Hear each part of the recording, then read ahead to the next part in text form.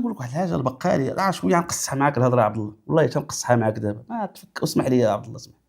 شي عبد وكذلك غادي نتناولوا الموضوع ديال المهداوي، الفيديو ديالو اللي قال الاستهداف المؤامرة ضد المهداوي، ها هي الأدلة القاطعة على ذلك. هذا الفيديو هذا غادي نخلي لكم الرابط ديالو هنايا، وتقريبا وجه الرسالة ديالو للبقالي لأنه وكذلك انتقد المجاهد. هذه الرسالة واش قال فيها اسمعوا. نقول لك واحد الحاجة البقالي راه شوية غنقصها معاك الهضرة يا عبد الله، والله حتى نقصها معاك دابا، ما تفك اسمح لي يا عبد الله اسمح. شي عبد الله شي نقول لك واحد المعلومة، شي هاد يونس مجاهد والله حتى خصك تقطع علاقتك، واخا انا ضد القطيعة وتقولي الزام لا شوف، وانا نقول لك علاش دابا عاد بانت لي الفكرة. شي عبد الله بمنتهى الاحترام لك وكنحترم رايك، والله حتى خصك تقطع علاقتك باش تبقاش تقولي الزملاء ويونس والختي، نو نو نو نو، علاش غتقولي المهداوي علاش؟ حتى واحد سيد تيقول دين امو وتابع دين امو في المحكمه، شوف وغيزي وكيجيب الاحكام من برا بمعنى غير مستقل، جا يونس مجاهد وانتصر ليه ضدك اللي انت نظيف. الا ما قريتيش هاد الصوره هنا سائلك هنا فرعك، كنقول لك بقسوه انت عارف نيتك حسنه بعبد الله، تقولش لي هذا يونس مجاهد، هذا يونس خطير، كنقول لك عبد الله والله ما يكون صديقي هذا، والله تنقطع معاه الماء والشطابه، اسمح لي في هذه النقطه ابو عبد الله نقول لك بصدق، لان هو كيستقوي صاحبي كيلعب على لا لا لا، شكون اللي كنخلي واحد الانسان يتمادى في اخطائه، واننا ما كنقدوش نحسوا مع الناس.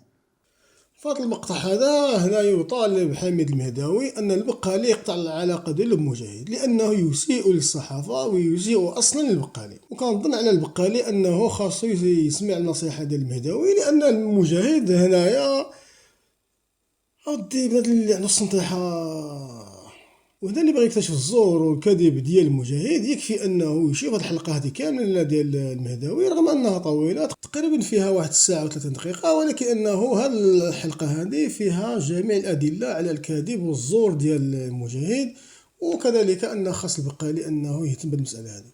ونسمع واحد النقطه كذلك اللي مهمه واشرت لها في عده فيديوهات ونشرح لكم علاش. عادي جابر انا وياه جينا مع 3:30 ما عرفتش شي حوايج، قال لك جا وما جاش، معاش درتي لجنه الطعن مع جوجونس، حنا شنو حنا ماشي مسلمين، هاد المحامون ولا مالنا حنا شنو ما نصليوش ولا؟ واخا انت ما كتصليش عنديروا لك شغلك هذاك حياتك خاصه. كيقول القاضي جابر جا من الدار البيضاء كيفاش؟ لا يمكن يدافع على راسو ويمكن هذا الموضوع يتعالج. جا وعمل الطعن ديالو، جينا في اللجنه ديال الطعن كننتظروه وبقينا كننتظروه لمده 35 دقيقه، لا هو والهيئه الدفاع معاه. لما وصلت 35 دقيقه الاعضاء اللي كانوا معايا، وكان معايا الاستاذ القاضي المحترم اللي جا من الدار البيضاء لانه هو رئيس اللجنه وبالتالي كيكون في هذه اللجنه ديال الطعن، جا خصيصا لهذا الموضوع. الاعضاء قال لك ما يمكنش نبقاو ننتظروا، فاتت نص ساعه انتظار كثير. ف منا محضر انه كان هناك تخلف من على الاجتماع وكل واحد مشى بحاله.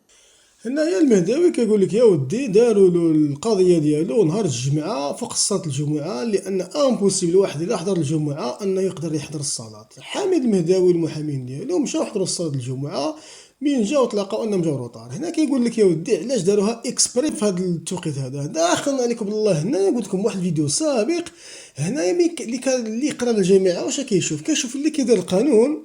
انا اللي شفت بعيني انايا اللي كيدير القانون زوج ديال الناس، الا واحد يتلفت له الجدره وما عرف واش باغي يدير، واش باغي يدير يمشي يدير قانون اللي كاع الربوج وكاع صحابو مشاو يديروا القانون حتى هو يدير قانون، لانه ما كيطلبش الحضور كيطلب فقط الحفظ، وما عنده لامات، ما عنده لغه فرنسيه، ما عنده لغه انجليزيه، ما عنده لغه عربيه، ما عنده العقل اللي كيحلل التاريخ ولا يدرس الجغرافيا، ما عنده حس ديني باش يدير التربيه الاسلاميه، ما عنده ذكاء باش يدير فلسفه، ما عنده عقل تحليلي باش يدير الماتيماتيك والفيزيك. واش يمشي يدير ناجح ب 10.01 يمشي يدير القانون. ولا اللي كيديروا القانون اللي رغم عندهم المعدلات شويه زينه اللي تبعينيه كذلك اولاد الفقراء هما اللي كيمشيو يديروا القانون، اغلبيتهم تلقاهم ماركسيين يساريين، انه كيمشي يدير قانون انه مين كيمشي كيتلاقى مع الطلبه الماركسيين كيغسلوا له الدماغ ديالو، شي اللي يمشي للناس شي يمشي لهاد اللي تبعني لينيه ماركسيه الموزمبيقيه، فاذا به يصبح ملحدا. انا شتبعيني هذه انه ملي كيتدرج وكيولي يدير الماستر ويدير الدكتوراه ديالو، الى ما شاش على الدكتوراه ديالو كما شفنا حنا كيشريو الشواهد ديالهم، ها الانسان اللي كيولي ماركسي لا علاقه له بالدين كما يقول الحمار جايف، دخلنا لك بالله ما يولي قاضي. واش غادي يدير لك انت؟ واحد اللي انه ديما كنقول لك يا ودي على الدوله ان اي واحد كانت عنده ميولات ماركسيه يساريه ان هذا ممنوع يدخل القانون. ياقش معليش من شدك، ما عندوش كلمه حلال حرام. واحد ما عندوش حلال حرام راه ملي كيشوف بنادم كيشوف عباره عن ملف وكيشوف مين يفوتلو. الا جا واحد بالتليفون يبيعو نورمال، لانه ما كاش اخلاق. واحد اللي يخرج رمضان وما يصليش ويقول لك ما كاش ربي، هذا كيفاش تامنوا على الرقاب ديال المؤمنين اللي هما المسلمين اللي هما المغاربه؟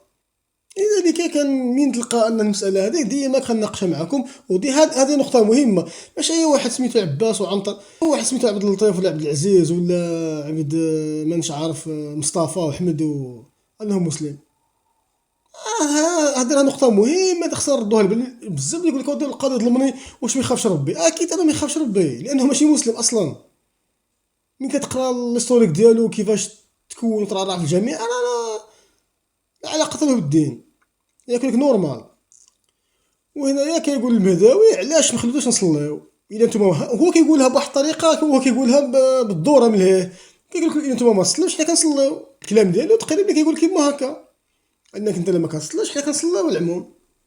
انت دار المحاكمه ديالي مع الوحده ولا مع الجونس، انا كي نصلي كي نحضر لك انا اودي. حسبي الله ونعم الوكيل، وعند الله تلتقي الخصوم.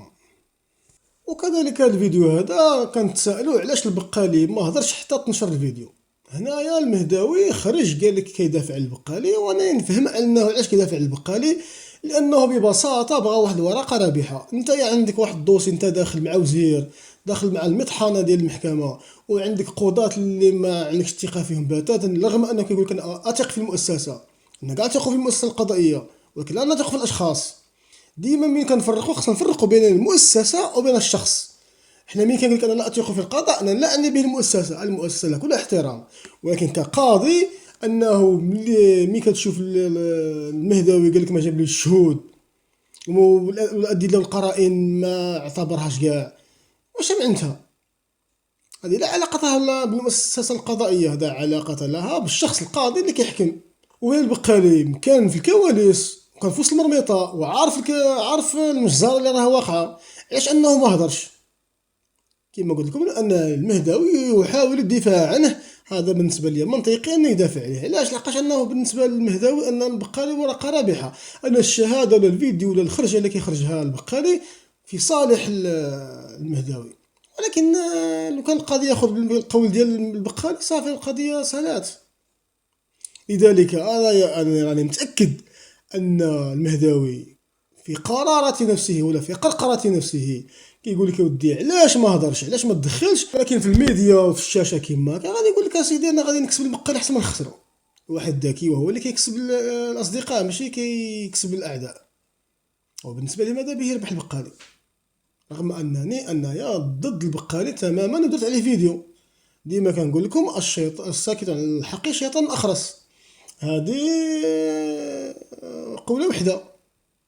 وديما واحد القوله كنقولها لكم يا ودي، الحق حق ان يتبع، انصر الحق بالحق والحق حق ان يتبع. هذه القوله ديالي، هذا هو الشعار ديالي في الحياه. تمشي مع الحق، ما كان لا با لا صاحبي لا خويا لا عمي لا جدي، كاين الحق هو الحق، لان يوم القيامه غنتحاسب على الحق. انا ماغاديش نتحاسب على صاحبي ولا خويا.